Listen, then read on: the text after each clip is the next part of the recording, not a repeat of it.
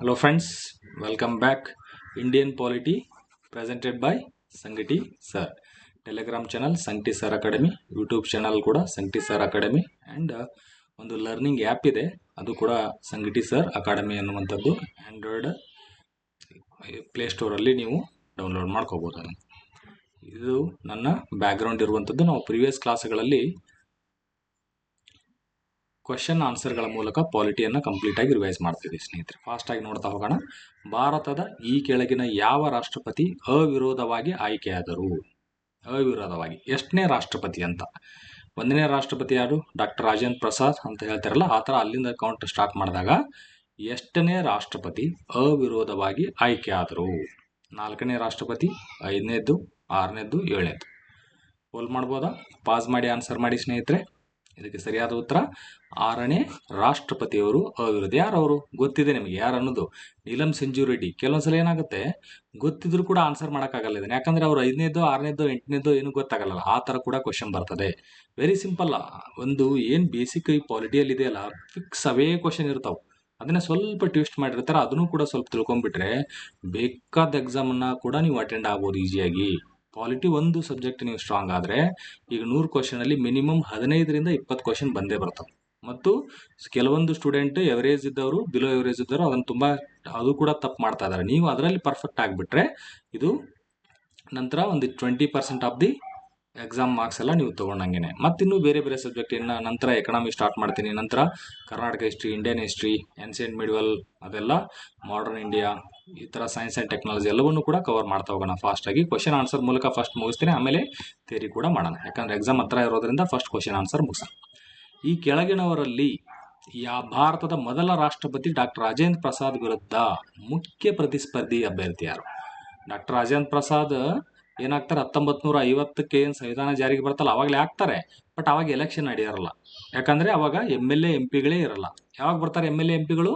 1952ಕ್ಕೆ. ಯಾಕಂದರೆ 51 ಮತ್ತು 52ರಲ್ಲಿ ಎಲೆಕ್ಷನ್ ನಡೀತಾವೆ.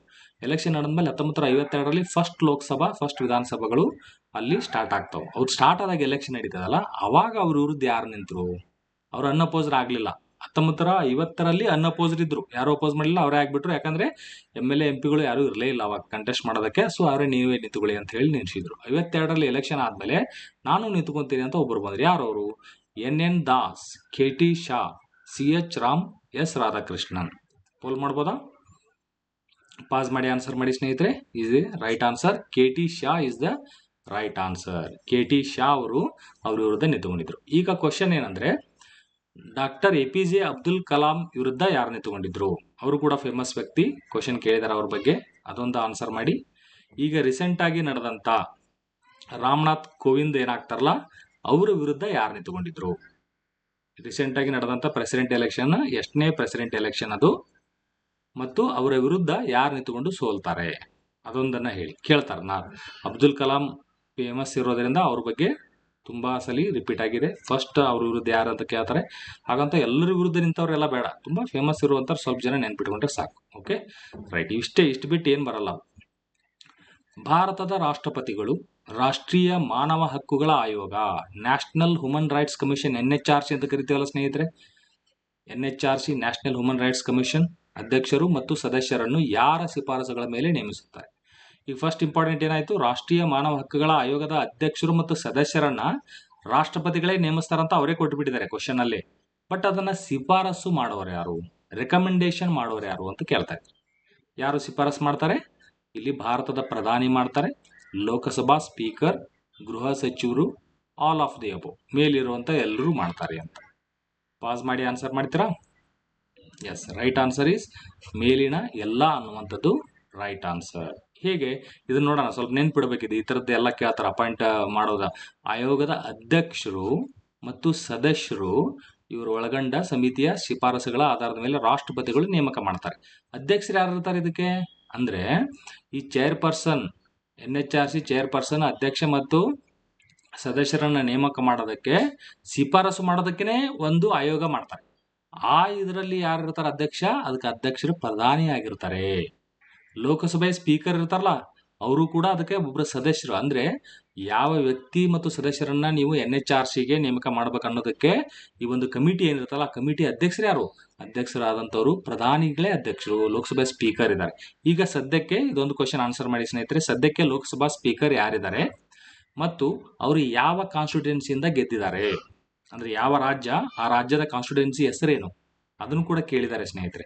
ಅದೇ ರೀತಿ ನಮ್ಮ ಕರ್ನಾಟಕದ ವಿಧಾನಸಭೆ ಸ್ಪೀಕರ್ ಯಾರು ಮತ್ತು ಅವರ ಕಾನ್ಸ್ಟಿಟ್ಯೂನ್ಸಿ ಯಾವುದು, ಅಂದ್ರೆ ಯಾವ ವಿಧಾನಸಭಾ ಕ್ಷೇತ್ರದಿಂದ ಗೆದ್ದಿದ್ದಾರೆ, ಅವೆರಡು ಕ್ವಶನ್ ಆನ್ಸರ್ ಮಾಡಿ ಕೇಳ್ತಾರೆ. ಸಾಕಷ್ಟು ಬಾರಿ ಕೇಳಿದ್ದಾರೆ, ಅದಕ್ಕೋಸ್ಕರ. ಗೃಹ ಸಚಿವರು ಇರ್ತಾರೆ, ಗೃಹ ಸಚಿವರು ಗೊತ್ತು ನಿಮಗೆಲ್ಲ ಯಾರಿದಾರಂತ. ಅದೇನು ಕ್ವಶನ್ ಏನು ಕೇಳಲ್ಲ, ಯಾಕಂದ್ರೆ ಅಷ್ಟು ತುಂಬಾ ಫೇಮಸ್ ಇದ್ದವ್ರನ್ನೆಲ್ಲ ಕೇಳಲ್ಲ, ಸ್ವಲ್ಪ ನೀವು ಮರ್ತಿರ್ತಿರಲ್ಲ ಅಂತವ್ ಕೇಳ್ತಾರೆ. ಲೋಕಸಭೆ ಮತ್ತು ರಾಜ್ಯಸಭೆಯಲ್ಲಿ ಪ್ರತಿಪಕ್ಷದ ನಾಯಕರು ಯಾರಿದ್ದಾರೆ? ಈಗ ಲೋಕಸಭೆಯಲ್ಲಿ ಪ್ರತಿಪಕ್ಷ ನಾಯಕ ಯಾರು, ರಾಜ್ಯಸಭೆಯಲ್ಲಿ ಅಂದ್ರೆ ಕೇಂದ್ರದಲ್ಲಿ ಹೇಳ್ತಾ ಇರೋದು, ಕೇಂದ್ರದ ಲೋಕಸಭಾ ಪ್ರತಿಪಕ್ಷ ನಾಯಕ ಯಾರು, ರಾಜ್ಯಸಭಾ ಪ್ರತಿಪಕ್ಷ ನಾಯಕ ಯಾರು. ನಮ್ಮ ಕರ್ನಾಟಕದಲ್ಲಿ ವಿಧಾನಸಭೆಯ ಪ್ರತಿಪಕ್ಷ ನಾಯಕ ಯಾರು, ವಿಧಾನ ಪರಿಷತ್ತಿನ ಪ್ರತಿಪಕ್ಷ ನಾಯಕ ಯಾರು. ಇವು 4 ಪಾಯಿಂಟ್ ಅನ್ನ ಹೇಳಿ ಸ್ನೇಹಿತರೆ, ಕೇಳ್ತಿರ್ತಾರೆ ಕ್ವಶನ್ ಅನ್ನ. ಇವರು ಇರ್ತಾರೆ ರಾಜ್ಯಸಭೆ ಉಪಾಧ್ಯಕ್ಷ, ಅಂದ್ರೆ deputy chairman of Rajya Sabha. Chairman ಯಾಕಿಲ್ಲ? ಚೇರ್ಮನ್ ಇರಲ್ಲ ಇಲ್ಲಿ. ಯಾಕೆ? ಚೇರ್ಮನ್ ಅಂದ್ರೆ vice president himself is a chairman of Rajya Sabha, ಅವರು ತೊಗೊಳಲ್ಲ ಇದರಲ್ಲಿ. ಓಕೆ, ಅರ್ಥ ಆಯ್ತಲ್ಲ? ಡೆಪ್ಯೂಟಿ ಚೇರ್ಮನ್ ಬರ್ತಾರೆ.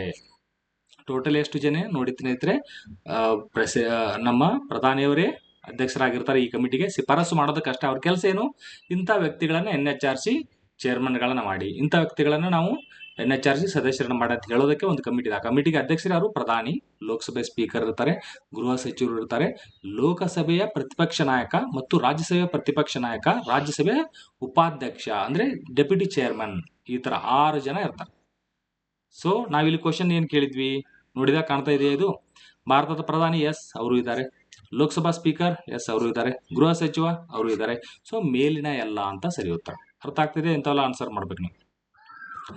ನಮ್ಮ ಸಂವಿಧಾನ ಜಾರಿಗೆ ಬಂದಾಗಿನಿಂದ ಭಾರತದ ರಾಷ್ಟ್ರಪತಿ ಈ ಕೆಳಗಿನ ನೇಮಕಾತಿಗಳಲ್ಲಿ ಯಾವುದು ಅತ್ಯಂತ ವಿವಾದಾತ್ಮಕ ವಿಷಯವಾಗಿದೆ?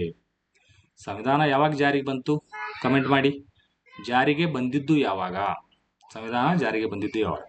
ಭಾರತದ ರಾಷ್ಟ್ರಪತಿ ನೇಮಕಾತಿಗಳನ್ನು ಮಾಡ್ತಾ ಇರ್ತಾರೆ. ಅಪಾಯಿಂಟ್ ಜಾಸ್ತಿ ಮಾಡೋದು ರಾಷ್ಟ್ರಪತಿಯವರೇ ಮಾಡ್ತಾರೆ. ಅಲ್ಲಿ ವಿವಾದಾತ್ಮಕವಾಗಿ ಕೆಲವೊಂದು ಇಲ್ಲಿ ಅಪಾಯಿಂಟ್ಮೆಂಟ್ ಆಗಿದೆ. ಯಾವುವು? ಪ್ರಧಾನಮಂತ್ರಿಗಳ ನೇಮಕ ತುಂಬಾ ವಿವಾದಾತ್ಮಕ ಆಗಿತ್ತ, ರಾಜ್ಯಗಳ ರಾಜ್ಯಪಾಲರನ್ನ ನೇಮಕ ಮಾಡೋದು ವಿವಾದಾತ್ಮಕ ಆಗಿತ್ತ, ಹೈಕೋರ್ಟ್ಗಳ ನ್ಯಾಯಾಧೀಶರ ನೇಮಕ ಅದು ವಿವಾದಾತ್ಮಕ ಆಗಿತ್ತ. ನ್ಯೂಸ್ ಪೇಪರ್ ಅಲ್ಲಿ ನೋಡ್ತಿರ್ತೀರಿ ವಿವಾದಾತ್ಮಕ ಯಾವ್ದು ಅನ್ನೋದು ಹೇಳಿ. ಭಾರತದ ಅಟಾರ್ನಿ ಜನರಲ್ ನೇಮಕ, ಇವೆಲ್ಲವೂ ವಿವಾದಾತ್ಮಕನೇ. ಬಟ್ ಜಾಸ್ತಿ ಯಾವುದು ಅಂತ, ಅತ್ಯಂತ ವಿವಾದಾತ್ಮಕ ಕೇಳಿದರೆ ಈ 4 ವಿವಾದಾತ್ಮಕವಾಗಿರುವಂತದ್ದೇ ಕಾಂಟ್ರವರ್ಷಿಯಲ್ ಇಶ್ಯೂಸ್ಗಳ. ಯಾವುದು ಜಾಸ್ತಿ? ಪಾಸ್ ಮಾಡಿ ಆನ್ಸರ್ ಮಾಡ್ಬೋದಾ? ಎಸ್, ಹೈಕೋರ್ಟ್ ನ್ಯಾಯಾಧೀಶರ ನೇಮಕ. ಪ್ರಧಾನಿ ಇವು ಕೂಡ ಇದು ಕಂಟ್ರವರ್ಷಿಯಲ್ ಇರುವಂಥದ್ದು. ಹೈಕೋರ್ಟ್ ಇದ್ದು ತುಂಬಾ ಫೈಟ್ ನಡೀತದೆ. ಅದಕ್ಕೆ first judgement case, second judgement case, third judgement case, ತುಂಬಾ ಕೋರ್ಟ್ಗಳು ಜಡ್ಜ್ಮೆಂಟ್ ಕೇಸ್ಗಳು ನಡೀತಾನೆ ಇರ್ತಾರೆ. ಯಾಕಂದ್ರೆ ವಿವಾದಾತ್ಮಕ ಇರೋದ್ರಿಂದ ಸುಪ್ರೀಂ ಕೋರ್ಟ್ ಕೂಡ ಕೇಸ್ಗಳನ್ನ ಇದ್ರ ಮೇಲೆ ನಡೆಸ್ತಾನೆ ಇರ್ತದೆ, ಹೈಕೋರ್ಟ್ ನ್ಯಾಯಾಧೀಶರು. ಓಕೆ, ಹಾಗಂತ ಇವೆಲ್ಲ ಸ್ಮೂತ್ ಆಗಿ ನಡೀತಾವಂತಲ್ಲ, ಅವು ಕೂಡ ಇದಾವೆ, ಜಸ್ಟ್ ಜಾಸ್ತಿ ಇರೋದು ಇದೆ ಅಲ್ವಾ? ಕೆಳಗಿನ ಯಾವ ಷರತ್ತುಗಳಲ್ಲಿ ಭಾರತದ ರಾಷ್ಟ್ರಪತಿಗಳು ಆರ್ಥಿಕ ತುರ್ತು ಪರಿಸ್ಥಿತಿಯನ್ನು ಘೋಷಿಸುತ್ತಾರೆ? ಆರ್ಟಿಕಲ್ ಯಾವುದು ಸ್ನೇಹಿತರೆ? ಆರ್ಥಿಕ ಪರಿಸ್ಥಿತಿ ಅಂದ ತಕ್ಷಣ ನೆನಪಾಗಬೇಕು ನಿಮಗೆ 360ನೇ ಆರ್ಟಿಕಲ್ ಪ್ರಕಾರ ಆರ್ಥಿಕ ತುರ್ತು. ಯಾವತ್ತಾದ್ರೂ ನಮ್ಮ ಭಾರತದಲ್ಲಿ ಘೋಷಿಸಿದಾರ? ಸದ್ಯಕ್ಕೆ ಎಷ್ಟು ಸಲ ಘೋಷಿಸಿದಾರೆ ಹೇಳಿ, ಕಮೆಂಟ್ ಮಾಡಿ. 0, ಯಾವತ್ತೂ ಘೋಷಣೆ ಮಾಡಿಲ್ಲ. ಓಕೆ, ಈ ಪ್ರೆಸಿಡೆಂಟ್ ರೂಲ್ ಅನ್ನ ಘೋಷಣೆ ಮಾಡಿದಾರಲ್ಲ, ತುಂಬಾ ಸಲ ಮಾಡಿದ್ದಾರೆ, ಮೋರ್ ದನ್ 100. ಬಟ್ ಕರ್ನಾಟಕದಲ್ಲಿ ಎಷ್ಟು ಸಲ ಮಾಡಿದ್ದಾರೆ ಅದೊಂದು ಹೇಳಿ. ಅಂಡ್ ನ್ಯಾಷನಲ್ ಎಮರ್ಜೆನ್ಸಿ ಆ ಆರ್ಟಿಕಲ್ ಯಾವುದು ಮತ್ತು ಎಷ್ಟು ಸಾರ್ತಿ ನ್ಯಾಷನಲ್ ಎಮರ್ಜೆನ್ಸಿಯನ್ನ ಹೇರಿದ್ದಾರೆ ಭಾರತದಲ್ಲಿ? ಓಕೆ, ಅದೊಂದು ಪಾಯಿಂಟ್ ಅನ್ನ ಹೇಳಿ. ಇಲ್ಲಿ ಇವರು ಕ್ವಶನ್ ಕೇಳೋದೇನಂದ್ರೆ, ಆರ್ಥಿಕ ತುರ್ತು ಪರಿಸ್ಥಿತಿಯನ್ನು ಯಾವತ್ತೂ ಮಾಡೇ ಇಲ್ಲ ಸ್ನೇಹಿತರೆ. ಬಟ್ ಮಾಡಬೇಕಾದ್ರೆ ಯಾವ ಸ್ಥಿತಿಯಲ್ಲಿ ಮಾಡ್ತಾರೆ? ಹಣಕಾಸಿನ ಸ್ಥಿರತೆಗೆ ಬೆದರಿಕೆ ಇದೆ, ಅಂದ್ರೆ ಹಣಕಾಸು ಸ್ಥಿರತೆ ಇಲ್ಲ. ನಮ್ದು ಆದಾಯ 100 ರೂಪಾಯಿ ಬಂದ್ರೆ ಖರ್ಚು ಒಂದು 300-400 ರೂಪಾಯಿ ಇದೆ, ಹಂಗಿದ್ರೆ ಸ್ಥಿರತೆ ಇಲ್ದಂಗೆ ಇದು. ಆ ಥರದ ಪರಿಸ್ಥಿತಿ ಇನ್ನೂ ಬಂದಿಲ್ಲ ನಮಗೆ. ಬಂದ್ರೂ ನಾವು ಹೇಳಕ್ಕಾಗಲ್ಲ. ಯಾವುದೋ ಒಂದು ಫ್ಯಾಮಿಲಿ ಇರ್ತದಲ್ಲ, ಆ ಫ್ಯಾಮಿಲಿಲಿ ಈ ಥರ ಬಂದಿದೆ ಅಂತ ಮೊದಲೇ ಹೇಳ್ಬಿಟ್ರೆ ಅವ್ರಿಗೆ ಯಾರು ಫಸ್ಟ್ ಆಫ್ ಆಲ್ ಸಾಲನ ಕೊಡೋದಿಲ್ಲ. ಅದಕ್ಕೋಸ್ಕರ ನಮ್ಮ ಭಾರತದಲ್ಲಿ ಯಾವತ್ತೂ ನಾವು ಹೇಳ್ಕೊಂಡೇ ಇಲ್ಲ, ಹೇರೇ ಇಲ್ಲ. ಆ ಥರ ಹೇಳ್ಬಿಟ್ರೆ ಬಹಳ ಹಿಂದುಳಿತೀವಿ ನಾವು.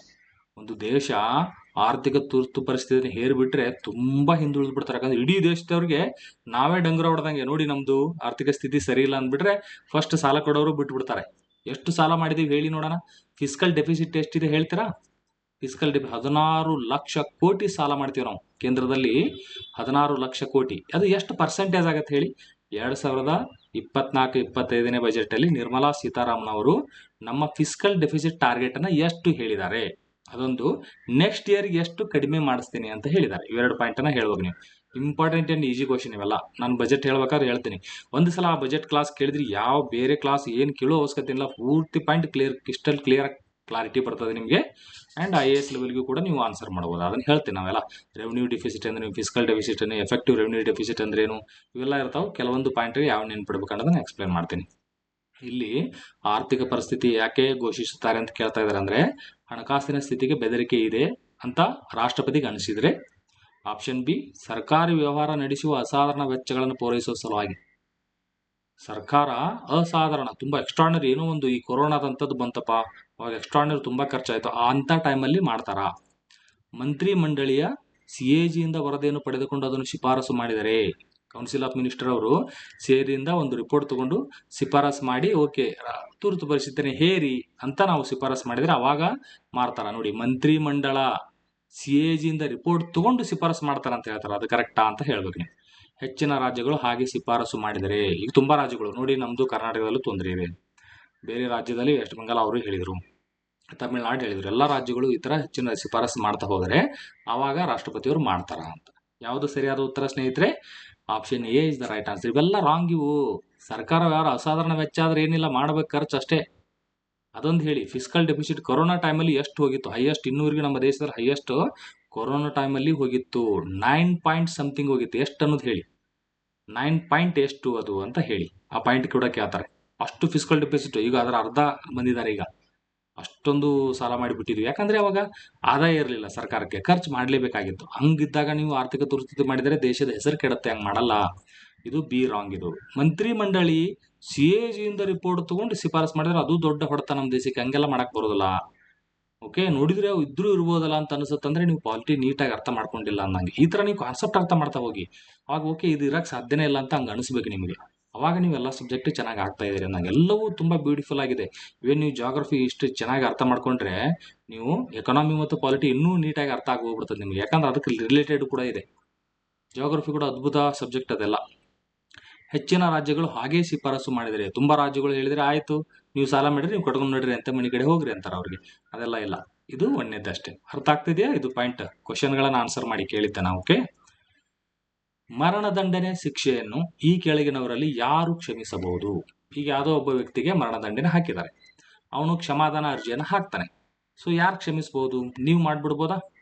ಯಾರೋ ನಿಮ್ಮೂರಲ್ಲಿ ಪಾಪ ಒಳ್ಳೆ ಹುಡುಗ, ಅವ್ನಿಗೆ ಏನೋ ತೊಂದರೆ ಆಗಿದೆ, ಏನೋ ಒಂದು ದೊಡ್ಡ, ಯಾವಾಗ ಮರಣದಂಡನೆ ಹಾಕ್ತಾರ ತುಂಬಾ ಡೇಂಜರಸ್ ಆಗಿ ಮರ್ಡರ್ ಮಾಡ್ತಾರಲ್ಲ, ಅವಾಗ ನಾರ್ಮಲ್ ಮರ್ಡರ್ ಅಲ್ಲ, ತುಂಬಾ ಡೇಂಜರಸ್ ಮಾಡಿದ್ರೆ ಮರಣದಂಡನೆ ಅನ್ಯೂಜುವಲ್ ಕೇಸಸ್ಗಳಲ್ಲಿ ಮಾಡ್ತಾರೆ. ಅಂಥವ್ರಿಗೆ ನೀವೇ ಶಿಫಾರಸು ಮಾಡಿಬಿಡ್ಬೋದಾ? ಹಂಗಾಗತ್ತಾ? ಯಾರು ಕ್ಷಮೆ ಮಾಡ್ಬೋದು? ಕೇಂದ್ರ ಪ್ರದೇಶದ ನಿರ್ವಾಹಕರು, ಅಂದ್ರೆ ಇಲ್ಲಿ ಅಡ್ಮಿನಿಸ್ಟ್ರೇಟರ್ ಆಫ್ ಯೂನಿಯನ್ ಟೆರಿಟರಿ ಅಂತ ಇರ್ತಾರಲ್ಲ, ಅವರು ಮಾಡಬಹುದು. ರಾಜ್ಯಪಾಲರು, ರಾಷ್ಟ್ರಪತಿ 3 ಜನ ಮಾಡಬಹುದು ಅಂತ ಕೊಟ್ಟಾರೆ. ಯಾವುದು ಸರಿ ಅಂತ ಹೇಳ್ಬೇಕು. ರಾಷ್ಟ್ರಪತಿ ಮತ್ತು ರಾಜ್ಯಪಾಲರು ಇಬ್ಬರೂ ಮಾಡಬಹುದು ಅಂತ ಹೇಳ್ತಾರೆ. ಮರಣದಂಡನೆ, ಡೆತ್ ಕ್ಯಾಪಿಟಲ್ ಪನಿಷ್ಮೆಂಟ್ ಅಂದ್ರೆ ಏನು? ಡೆತ್ ಪೆನಾಲ್ಟಿ, ಮರಣದಂಡನೆ. ಕೇಂದ್ರ ಪ್ರದೇಶದ ನಿರ್ವಾಹಕರು ಅಂದ್ರೆ president, administrator of union territory, ರಾಷ್ಟ್ರಪತಿ ಮಾತ್ರ. ಆನ್ಸರ್ ಮಾಡಿ, ಪಾಸ್ ಮಾಡಿ. ಯಾವ್ದಾಗತ್ತೆ? ಕೇವಲ ರಾಷ್ಟ್ರಪತಿಗಳು ಸ್ನೇಹಿತರೆ. ಯಾರು ಬೇಕಾದ್ರೂ ಮಾಡಕ್ ಬರಲ್ಲ. ಇವರೆಲ್ಲ ರಾಜ್ಯಪಾಲರಿಗೆ ಆತರ ಇಲ್ಲ. ಮರಣದಂಡನೆ ಬಂತು ಅಂದ್ರೆ ನೀವು ಪ್ರೆಸಿಡೆಂಟ್ ಹತ್ರ ಹೋಗ್ಬಿಡ್ಬೇಕು ಸುಮ್ಮ ಅಷ್ಟೇ. ಮತ್ತೆ ಇನ್ನೊಂದಿತ್ತಲ್ಲ ಮಾರ್ಷಿಯಲ್ ಲಾ ಅಂದ್ರೆ ಏನು? ಮಿಲಿಟರಿ ಕಾನೂನು. ಆ ಮಿಲಿಟರಿ ಅವ್ರು ತುಂಬಾ ಡಿಸಿಪ್ಲಿನ್ ಬೇಕಾಗತ್ತೆ. ಈಗ ನಿಮ್ಮ ತರ ಸಾಮಾನ್ಯ ಜನರ ತರ ಇದ್ವಿ ಅಂದ್ರೆ ಇಲ್ಲಿ ನಮ್ಮ ಸಾಮಾನ್ಯ ಕಾನೂನುಗಳು ಇರ್ತಾವ. ಮಿಲಿಟರಿ ಕಾನೂನು ಏನಾರ ಇಲ್ಲಿ ಹಾಕಿಬಿಟ್ರೆ ನಾವು ಬದುಕಾಗಲ್ಲ, ಅಷ್ಟು ಸ್ಟ್ರಿಕ್ಟ್ ಇರ್ತಾವ. ಮಿಲಿಟರಿ ಪರ್ಸನ್ ಅಲ್ಲಿ ಏನ್ ಮಿಲಿಟರಿಗೆ ಹೋಗ್ತಾರಲ್ಲ ಅವ್ರಿಗೆ ಅವ್ರದೇ ಆದಂತ ಒಂದಿಷ್ಟು ಕಾನೂನುಗಳಿದಾವ. ಆ ಕಾನೂನು ಉಲ್ಲಂಘನೆ ಮಾಡಿದಾಗ ಒಂದು ಪನಿಷ್ಮೆಂಟ್ ಆಗತ್ತೆ. ಆ ಪನಿಷ್ಮೆಂಟ್ಗೆ ಕ್ಷಮಾದಾನ ಮಾಡ್ಬೇಕಂದ್ರೆ ಈ ಕರ್ನಾಟಕದ ವ್ಯಕ್ತಿ ಮಿಲಿಟರಿಗೆ ಹೋಗಿದ್ದಾರೆ ಅನ್ಕೊಳ್ಳಿ, ಅವ್ರು ಅಲ್ಲಿ ಏನೋ ಪಾಪ ಏನೋ ಒಂದು ಸಣ್ಣ ಘಟನೆ ಏನೋ ಆಗಿದೆ, ತಪ್ಪಾಗಿದೆ ಅನ್ಕೊಳ್ಳಿ, ಅವರಿಗೆ ಶಿಕ್ಷೆ ಆಗಿದೆ. ಅವಾಗ ಅವ್ರು ಬಂದು ನಮ್ಮ ಕರ್ನಾಟಕದ ರಾಜ್ಯಪಾಲರಿಗೆ ನಾ ಕ್ಷಮೆ ಮಾಡಿ ಅಂತ ಕೇಳಕ್ ಬರ್ತಾ? ಇಲ್ಲ, ಬರಲ್ಲ. ರಾಷ್ಟ್ರಪತಿಗೆ ಕೇಳ್ಬೇಕು ಅವರು. ಯಾಕಂದ್ರೆ ಮಿಲಿಟರಿ ಲಾ ಮತ್ತು ಡೆತ್ ಪೆನಾಲ್ಟಿ ಇವೆರಡೂ ಕೂಡ ಶಿಕ್ಷೆ ಆದಾಗ ರಾಷ್ಟ್ರಪತಿಯವರೇ ಹೇಳ್ಬೇಕು. ಕೇಳ್ತಾರೆ, ಸಾಕಷ್ಟು ಬಾರಿ ಕೇಳಿದ್ದಾರೆ. ಓಕೆ, ಅರ್ಥ ಆಗ್ತಿದೆಯಲ್ಲ ಈ ಪಾಯಿಂಟ್? ಚೆನ್ನಾಗಿ ಅರ್ಥ ಮಾಡ್ತಾ ಹೋಗಿ, ಫಾಸ್ಟ್ ಆಗಿ ಹೋಗೋಣ. ಭಾರತದ ಸಂವಿಧಾನದ ಕೆಳಗಿನ ಆರ್ಟಿಕಲ್ಗಳಲ್ಲಿ ಯಾವುದು ಕ್ಷಮೆಯನ್ನು ನೀಡುವಂತೆ ಭಾರತದ ರಾಷ್ಟ್ರಪತಿಗೆ ವಹಿಸುತ್ತದೆ? ಒಂದು ಸಂವಿಧಾನ ಪ್ರಕಾರ ಆಗ್ಬೇಕಲ್ಲ, ಸುಮ್ಮನೆ ಮನಸ್ಸಿಗೆ ಬಂದಂಗೆ ಏನಾರ ಅವರು ಕ್ಷಮಾದಾನ ಕೊಡ್ತಾ ಹೋಗ್ತಾರ? ನನಗೆ ಇವ್ರು ಬೆಸ್ಟ್ ಅನ್ಸ್ಯಾರೆ, ಇವ್ರಿಗೆ ಕ್ಷಮಾದಾನ ಹೋಗ್ರಿ, ಇವ್ರು ಸರಿ ಅನ್ಸಿಲ್ಲ ಆಯ್ತು ನಿಮ್ಗೆ ಶಿಕ್ಷೆ, ಹಿಂಗೆಲ್ಲ ಹೇಳಕ್ಕಾಗತ್ತಾ ಅದು? ಅದಕ್ಕೆ ರೂಲ್ಸ್ ಅಂಡ್ ರೆಗ್ಯುಲೇಷನ್ ಇದೆ, ಒಂದು ಆರ್ಟಿಕಲ್ ಪ್ರಕಾರ ಹೇಳ್ತಾ ಹೋಗ್ತಾರೆ. ಯಾವ್ದು ಆರ್ಟಿಕಲ್? Very simple. ಇದು ಆನ್ಸರ್ ಮಾಡಿಲ್ಲ ಅಂದ್ರೆ ನೀವು ಇನ್ನೂ ಪಾಲಿಟಿ ಸ್ಟಾರ್ಟ್ ಮಾಡೇ ಇಲ್ಲ ಅನ್ನಂಗೆ. ಅಥವಾ ಮರ್ತಿದ್ದೀನಿ ಅಂದ್ರೂ ಕೂಡ ಅದು ಮಿಸ್ಟೇಕೆ. ನಿಮಗೆ ಗೊತ್ತಿಲ್ಲ ಅಂದ್ರೂ ಕೂಡ ಅಲ್ಲಿ ರಾಂಗ್ ಮಾಡಿ ಬರ್ತೀರಾ, ಮರ್ತಿದ್ರೆ ಅಂದ್ರೂ ಅದು ರಾಂಗ್. ಮರ್ತಿದ್ರೆ ಯಾವಾಗೋ ಒಂದು ಓದಿದ್ರೆ ನಡೆಯಲ್ಲ. ಎವ್ರಿ ಡೇ ನೀವು ರಿವಿಷನ್ ಮಾಡ್ತಾ ಇರಬೇಕು. ಅಟ್ಲೀಸ್ಟ್ ತಿಂಗಳಿಗೆ ಒಂದ್ಸಲ ಆದ್ರೂ ರಿವೈಸ್ ಆಗ್ಬೇಕು ಎಲ್ಲ ಸಬ್ಜೆಕ್ಟು. ಹೇಳಿ ಯಾವುದಿದೆ? Very simple, direct answer 72. Article 72 ಅನ್ನುವಂಥದ್ದು ಏನು ಹೇಳ್ತೇವೆ ಸ್ನೇಹಿತರೆ? ಅದು ಕ್ಷಮಾದಾನ. ಇದೇ ರೀತಿ ಗವರ್ನರ್ದ ಆರ್ಟಿಕಲ್ ಎಷ್ಟು? ಗವರ್ನರ್ದ ಆರ್ಟಿಕಲ್ ಅವ್ರದ್ದು ಎಷ್ಟು ಬರ್ತದೆ ಅದೊಂದು ಹೇಳಿ. ಮತ್ತು ಇದು ವಿಧಿ 74 ಇದೆಯಲ್ಲ, ಆರ್ಟಿಕಲ್ 74 ಏನನ್ನ ಹೇಳುತ್ತೆ ಅದು ಕೂಡ ಇಂಪಾರ್ಟೆಂಟ್ ಇದೆ. ಹೇಳಿ, ಅದೊಂದು ಆನ್ಸರ್ ಮಾಡಿ. ತುಂಬಾ ಇದು ಏನು ಹೇಳ್ತಾರೆ ಗೊತ್ತಾ? ಯಾವಾಗಲೂ 53ನೇ ಆರ್ಟಿಕಲ್ ಏನು ಹೇಳುತ್ತೆ ಸ್ನೇಹಿತರೆ? ನಮ್ದು ಎಕ್ಸಿಕ್ಯೂಟಿವ್ ಪವರ್ ಪ್ರೆಸಿಡೆಂಟ್ ಹತ್ರ ಇದೆ ಅಂತ ಹೇಳ್ತೀವಿ. ಬಟ್ ನಿಜವಾಗ್ಲೂ ಇದೆಯಾ? ಇಲ್ಲ. ಅದರ ಜೊತೆಗೆ ಹೇಳ್ತಾರೆ 53ನೇ ಆರ್ಟಿಕಲ್ ಅಲ್ಲೇ. ಬಟ್ ನಿಮ್ಗೆ ಎಕ್ಸಾಮ್ ಅಲ್ಲಿ ಕೇಳಿದಾಗ ಎಕ್ಸಿಕ್ಯೂಟಿವ್ ಪವರ್ ಯಾರ ಹತ್ರ ಇದೆ ಅಂದ್ರೆ ಪ್ರೆಸಿಡೆಂಟೇ ಹೇಳ್ಬೇಕು ಆನ್ಸರ್ ಅದು. ಓಕೆ, ಅದು ಪ್ರೆಸಿಡೆಂಟೇ. ಬಟ್ ಅದರ ಜೊತೆಗೆ ಇಮ್ಮಿಡಿಯೇಟ್ ಆಗಿ 74ನೇ ಆರ್ಟಿಕಲ್ ಓದಲೇಬೇಕು ನೀವು. ಈ 74ನೇ ಆರ್ಟಿಕಲ್ ಏನಿದೆ ಅಂತ ಹೇಳಿ, ತುಂಬಾ ಇಂಪಾರ್ಟೆಂಟ್ ಇದು ಆರ್ಟಿಕಲ್. ಯಾಕಂದ್ರೆ ಎಕ್ಸಿಕ್ಯೂಟಿವ್ ಪವರ್ ಅವ್ರ ಕಡೆ ಇದೆ ಅಂದ್ರೆ ತುಂಬಾ ಗ್ರೇಟ್ ಅಲ್ಲ ರಾಷ್ಟ್ರಪತಿ? ನಿಜವಾಗ್ಲೂ ಅಷ್ಟು ಗ್ರೇಟ್ ಇದಾರಾ? ಇಲ್ಲ. ಆದ್ರೂ 74ನೇ ಆರ್ಟಿಕಲ್ ಇಮಿಡಿಯೇಟ್ ಓದಿ ಅಂತ ಹೇಳ್ತಾರೆ. ಅದರಲ್ಲೇ ಸಂವಿಧಾನದಲ್ಲಿ ಆರ್ಟಿಕಲ್ ಎಲ್ಲ 53ರಲ್ಲೇ ಕೊಟ್ಟಿದ್ದಾರೆ. 53ನೇ ಆರ್ಟಿಕಲ್ ಏನ್ ಹೇಳ್ತಾರೆ? ರಾಷ್ಟ್ರಪತಿಯವರಿಗೆ ಎಕ್ಸಿಕ್ಯೂಟಿವ್ ಪವರ್ ಇದೆ ಅಂತ ಹೇಳ್ತಾರೆ. ಹೇಳ್ಬಿಟ್ಟು ಇಮಿಡಿಯೇಟ್ ಆಗಿ ಈ ಆರ್ಟಿಕಲ್ ಅನ್ನ 74ರ ಜೊತೆ ಓದ್ಬೇಕು ನೀವು ಅಂತಾನೆ ಹೇಳ್ತಾರೆ. ಸೊ ಹಾಗಾದ್ರೆ 74 ಏನ್ ಹೇಳುತ್ತೆ ಹೇಳಿ? ಇದಕ್ಕೂ ಗವರ್ನರ್ ಕೂಡ ಇದೊಂದು ಆರ್ಟಿಕಲ್ ಇದೆ. 74 ಸೇಮ್ 53 ಇದೆಯಲ್ಲ, ಈ 53 ಸಂಬಂಧಪಟ್ಟಂಗೆ ಗವರ್ನರ್ಗೆ ಒಂದು ಆರ್ಟಿಕಲ್ ಇದೆ, 74 ಸಂಬಂಧಪಟ್ಟಂಗೆ ಒಂದು ಗವರ್ನರ್ಗೆ ಇದೆ. ಇವೆರಡೂ ಏನು ಅನ್ನೋದನ್ನ ಹೇಳಿ. ಇದ್ರ ಕಾನ್ಸೆಪ್ಟ್ ಆಲ್ರೆಡಿ ಹೇಳಿದ್ದೀನಿ. ಈಗ ಪ್ರಿವಿಯಸ್ ವಿಡಿಯೋಗಳನ್ನ ನೋಡಿದ್ರೆ ನಿಮಗೆ ಇಲ್ಲಿ ಗೊತ್ತಾಗಿರ್ತದೆ. ಕ್ವಶನ್ ಕೇಳಿದ್ದೆ, ತುಂಬಾ ಜನ ಆನ್ಸರ್ ಕೂಡ ಮಾಡಿದಿರಿ. ಓಕೆ, ಇದು ನೆನ್ಪಿಡ್ಬೇಕು, ಇಂಥವೆಲ್ಲ ಹೇಳ್ಬೇಕು ಸ್ನೇಹಿತರೆ, ರೈಟ್? ಸೊ ಇದು ಇಂಪಾರ್ಟೆಂಟ್ ಆಗ್ತಾವೆ, ಇಂಥವೆಲ್ಲ ನೆನ್ಪಿಟ್ಕೊಂಡು ಆನ್ಸರ್ ಮಾಡ್ತಾ ಹೋಗಿ. Thank you. ಮತ್ತೆ ನೆಕ್ಸ್ಟ್ ವಿಡಿಯೋದಲ್ಲಿ ಭೇಟಿಯಾಗೋಣ. ಇದನ್ನ ಏನಾದರೂ ಹೇಳುವಂಥದ್ದು ನಿಮಗೆ ಹೆಲ್ಪ್ ಆಗಿದೆ, ಇಷ್ಟ ಆಗಿದೆ ಅಂದರೆ ಲೈಕ್ ಮಾಡಿ ಸ್ನೇಹಿತರೆ. ನಿಮ್ಮ ಸ್ನೇಹಿತರಿಗೂ ಕೂಡ ತುಂಬ ಜನ ಕಳಿಸಿ. ಸೊ ನೀವು ಯಾವತ್ತಾದರೂ ಸೆಲೆಕ್ಟ್ ಆದರೆ ಆಗಿದ್ದೀನಿ ಅಂತ ನಮ್ಗೆ ಹೇಳಿದರೆ ತುಂಬ ಖುಷಿ ಆಗ್ತದೆ. ನೀವು ಹೇಳಿದ್ದು ಸ್ವಲ್ಪ ಹೆಲ್ಪ್ ಆಯಿತು. ಆಲ್ಮೋಸ್ಟ್ ನಿಮ್ಮ ಎಫರ್ಟಿಂದ ನೀವೇ ಆಗ್ತೀರಿ ಎಲ್ಲ. ಬಟ್ ನಮ್ಮದು ಎಲ್ಲೋ ಒಂದು ಅಳಿಲು ಸೇವೆ. ಸರ್ ನಿಮ್ಗೆ ಹೇಳಿದ್ದು ಒಂದು ಸ್ವಲ್ಪ ಹೆಲ್ಪ್ ಆಯಿತು ನಮಗೆ, ಪರವಾಗಿಲ್ಲ, ಒಂದು ಎಕ್ಸಾಮ್ಗೆ ನಿಮ್ಮದು ಒಂದು ಕೊಡುಗೆ ಇದೆ ಅಂತ ಹೇಳ್ಬಿಟ್ರೆ ಮುಗೀತು. ಭಾರತ ರತ್ನ ಡೈರೆಕ್ಟಾಗಿ ನೀವೇ ಕೊಟ್ಟಂಗೆ, ನಮ್ಗೆ ರಾಷ್ಟ್ರಪತಿ ನೀವೇ ನಮಗೆ. ಓಕೆ, ಥ್ಯಾಂಕ್ ಯು ಸ್ನೇಹಿತರೆ. ಮತ್ತೆ ಭೇಟಿಯಾಗೋಣ. ಚೆನ್ನಾಗಿ ಓದಿ, ಟೈಮ್ ವೇಸ್ಟ್ ಮಾಡಬೇಡಿ. ಓಕೆ.